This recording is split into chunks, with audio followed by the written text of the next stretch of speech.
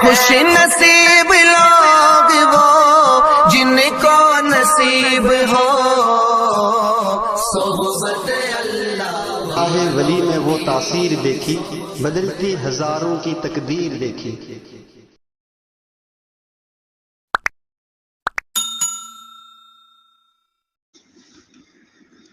اپنی جانوں کو ہلاکت میں ڈالنے سے قرآن کریم نے ممانعت فرمائی۔ یاد رکھو اپنی زندگی اور اپنی جان کو ضائع کرنے کا ہمیں کوئی حق نہیں۔ اللہ تعالیٰ کی دی ہوئی زندگی اس کی امانت ہے، ہمیں اس کو ضائع اور برباد کرنے کی اجازت نہیں۔ قرآن کریم میں حق تعالیٰ شانہ فرماتے وَلَا تَقْتُلُوا أَنفُسَكُمْ، اپنے آپ کو قتل مت کرو۔ ایک جگہ فرماتے وَلَا تُلْقُوا بِأَيْدِيكُمْ إِلَى التَّهْلُكَةِ، اپنے آپ کو ہلاکت کے دہانے پر لے جا کر کھڑا مت کرو، اپنی زندگی کو ضائع مت کرو۔ اللہ تعالیٰ نے تم کو اپنی عبادت کے لیے بنایا، طاعت کے لیے بنایا۔ اگر فضول کام کے ذریعے اپنی زندگی ختم کی، پتنگ بازی کرتے ہوئے کوئی چھت سے گر گیا، اللہ کے دربار میں پہنچا، وہاں فرشتوں نے کہہ دیا یا اللہ یہ غیروں کے تہواروں میں اچھل کود کر کے آپ کے پاس آیا ہے، بری موت سے اپنے آپ کو بچائے۔ ایک بزرگ فرماتے موت آئے تو اللہ کی یاد کرتے کرتے آئے۔ کوشش کرو کہ تم گناہ کے عمل میں نہ ہو، اسی حالت میں تمہاری موت آئے۔ خدا نخواستہ گناہ کرتے کرتے تمہاری موت آ گئی، اللہ تعالیٰ کے دربار میں پیش ہوئی تو کیا جواب دیں گے؟ پوچھ لیا سرکار دو عالم صلی اللہ علیہ وسلم کا امتی ہو کر ایسے گناہ میں ڈوب کر میرے پاس آیا ہے، کیا جواب دوں گے؟ کتنے لوگ چھت سے گر کر مر گئے وہ سب جانتے ہیں۔ استحوا کا نام ہی اس کی حقیقت بیان کرنے کے لیے کافی ہے۔ مسئلہ کھانے کا اوپر چھت پر کھانا لے کر چڑھتے ہیں، اس میں خاص قسم کے لڈو، پھر پاپڑے، بھجیے، معلوم نہیں کیا کیا۔ اس تہوار کا نام رکھا مکر سکرانتی، تو نام ہی سے معلوم ہوتا ہے کہ اس میں سکرات ہی سکرات، مکر اور دھوکے کے سوا کچھ نہیں۔ یہ اس کی حقیقت ہے، ایمان والے کو اس سے بچنا چاہیے۔ ہمارے اوپر یہ داغ نہ لگ جائے کہ یہ غیروں کے اندر کیوں چلا گیا۔ آدمی کا حشر اس قوم کے ساتھ ہوگا جس کی وہ مشابہت اختیار کرتا ہے۔ حدیث پاک میں فرمایا گیا من تشبہ بقوم فہو منہم، جو کسی دوسری قوم کی مشابہت اختیار کرے گا اس کا حشر اسی کے ساتھ اٹھایا جائے گا۔ ہونا تو یہ چاہیے کہ ہم سنت والوں کے ساتھ رہے، ایمان والوں کے ساتھ رہے، نہ ایسے اوباشوں کے ساتھ کہ اس کی بنیاد کسی اللہ والے نے تو رکھی نہیں، پھر کہ اس کے پیچھے اپنا پیسہ برباد کرے۔ ہمیں جوانوں کو یہ پیغام دینا چاہیے، آج ہم عہد کریں اس سے، ہم خود بھی رکے، لوگوں کو بھی روکے۔ جو چھتوں پر چڑھ کر پتنگ چڑھاتے ہیں، پتنگ اڑاتے ہیں، ہم ان کو بھی سمجھائیں گے۔ اپنے چھوٹے چھوٹے بچوں کے لیے غلط نمونے قائم نہ کریں، بچوں کو بھی سمجھائے۔ غیروں کے تہوار میں شرکت سائنائڈ زہر کی طرح خطرناک ہے۔ بچوں کو تو کھیل چاہیے، بڑے ان بچوں کو ایسے کام میں مشغول دیکھ کر کہتے ہیں ابھی تو بچہ ہے، اس میں کیا ہے، اس کا کیا بگڑ جاتا ہے، اگر ایک چٹکی زہر کھا لی تو کیا کہیں گے، اس سے کیا خرابی آئے گی، اس سے کیا ہوگا، ارے اس سے تو مر جائے گا، ختم ہو جائے گا۔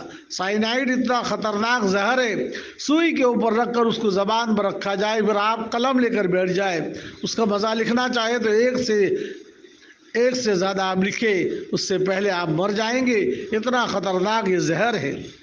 پتنگ بازی ڈھیر سارے گناہوں کا مجموعہ ہے، یہ غیروں کے طریقے بھی ہے، اسی طرح کا سائنائڈ زہر ہے، اس میں ذرا سے شرکت بھی آپ کو اسلام سے باہر پھینک دیتی ہے۔ حضور کے طریقوں کے مخالف قرار دیا جاتا ہے۔ جو اعمال نامہ لکھا جاتا ہے اس میں لکھا جاتا ہے عبادت کرنے والا کیا کر رہا ہے، نہ اسے ظہر کی پرواہ، نہ عصر کی پرواہ، نہ تلاوت کی پرواہ، نہ اس کی زبان پر غلط اور گندے کلمات، گالی گلوچ کرتا ہے، اوپر گانے بج رہے ہیں، میوزک بج رہا ہے۔ بتاؤ اسلام میں موسیقی کی کہاں اجازت ہے؟ ایک تو گناہ بتائے، یہاں تو گناہ پر گناہ اور کئی گناہ کر رہا ہے۔ پتنگ بازی کے جواز کے قائل کی ایک لچر دلیل یہ ہے کہ آسمان کی طرف دیکھنے سے آنکھیں تیز ہوتی ہے، ارے آنکھیں تیز نہیں ہوتی بلکہ کمزور ہوتی ہے۔ آنکھیں تیز کرنا ہے درود پاک کثرت سے پڑھیے، آنکھیں تیز کرنا ہے کثرت سے مسجد کی طرف چلیے، ماں باپ کو دیکھیے، قرآن پاک کو پڑھیے، کعبۃ اللہ کو دیکھیے، اللہ والوں کو دیکھیے، اندھیرے میں تہجد کے لیے اٹھے۔ آنکھیں تیز کرنا ہے کثرت سے قرآن پاک کی تلاوت، اللہ تعالیٰ اس کے آنکھوں کو تیز کرتے ہیں، اللہ تعالیٰ دماغ بھی تیز کرتے ہیں۔ مومن مردوں کی نگاہیں نیچی رکھنے کا حکم، ایمان والوں کو سبق پڑھایا گیا تمہیں اپنی نگاہوں کو جھکانا ہے۔ حق تعالیٰ شان فرماتے قل للمؤمنین یغضوا من ابصارہم ویحفظوا فروجہم، اے ایمان والو مردوں سے کہو اپنی نگاہوں کی حفاظت کرے، شرمگاہوں کی حفاظت کرے، تمہارے لیے زیادہ بہتر ہے۔ پتنگ بازی میں ایک اور گناہ نگاہوں کی خیانت۔ یہ پتنگ اڑانے کے لیے اوپر چڑھے گا، پتنگ اوپر ہوا میں جائے گا، اس کی نگاہ اوپر دیکھنے والی بن جائے گی۔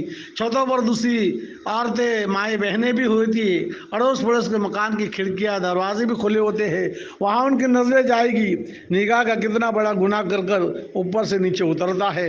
آنکھوں کا ایک بہت بڑا کرائم، اور چاہے نہ چاہے یہ بھی گناہ ہے۔ آنکھوں کی خیانت کرنے والوں کے لیے بڑی سزا قرآن کریم میں حق تعالیٰ شان فرماتے ہیں یعلم خائنۃ الاعین وما تخفی الصدور، حق تعالیٰ شان آنکھوں کی خیانت کو بھی جانتا ہے، تم دلوں کے اندر چھپاتے ہو اس کو بھی جانتا ہے۔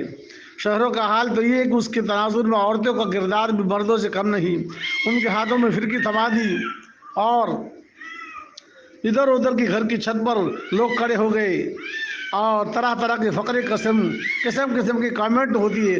خواتین بھی کامنٹ کر رہی، مرد بھی کامنٹ، مرد غیر محرم مخلوق اجتماع ہو گیا، اللہ تعالیٰ کی لعنتوں کا، اللہ کے غضب اور غصے کا شکار ہو گیا، طرح طرح کی برائیوں، قسم کی غلاظتوں کے اندر مبتلا ہے۔ اپنے معاشروں کو ان سے بچائی۔ آج ہمیں اپنی ذاتوں کی اصلاح کی ضرورت ہے، ہمیں دین کی ضرورت ہے۔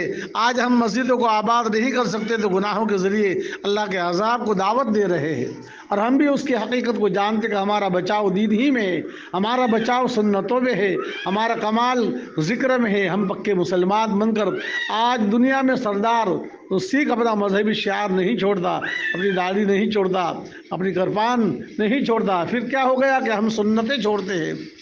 اس لیے میرے عزیز اور دوستو، عزت اللہ نے دین میں رکھی ہے۔ حق تعالیٰ شانو ہم سب کو عمل کی توفیق عطا فرمائے۔ صلی اللہ علیہ وسلم، صلی اللہ علیہ وسلم، صلی